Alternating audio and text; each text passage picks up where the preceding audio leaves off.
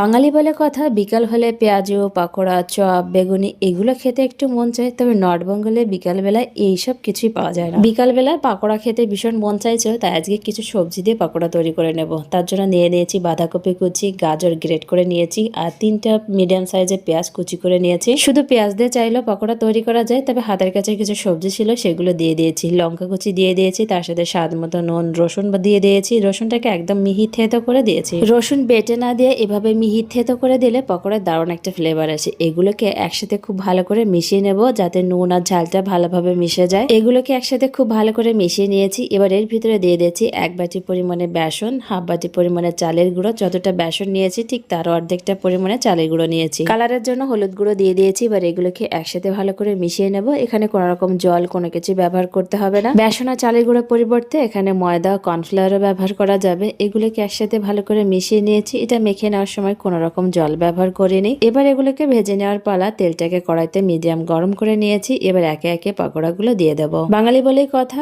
বিকাল হলে ভাজা পোড়া কিছু একটা খেতে মন চায়। তবে নর্থ বেঙ্গলে পেঁয়াজু, চপ এগুলো কোনো কিছুই পাওয়া যায় না। খেতে মন চাইলে এগুলো নিজেদেরই বানিয়ে খেতে হবে। পকোড়াগুলো ভাজা হয়ে গেছে, এবার এগুলোকে নামিয়ে নেব। এই পকোড়াগুলো বানানোর জন্য এর ভেতরে তেমন কোনো মশলা আমি এখানে ব্যবহার করিনি। তবে নুন আর ঝালটা ঠিক মতো হলে কিন্তু পকোড়াগুলো অনেক বেশি মজার খেতে হয়। ভালো লাগলে লাইক, কমেন্ট, শেয়ার করে দেবেন।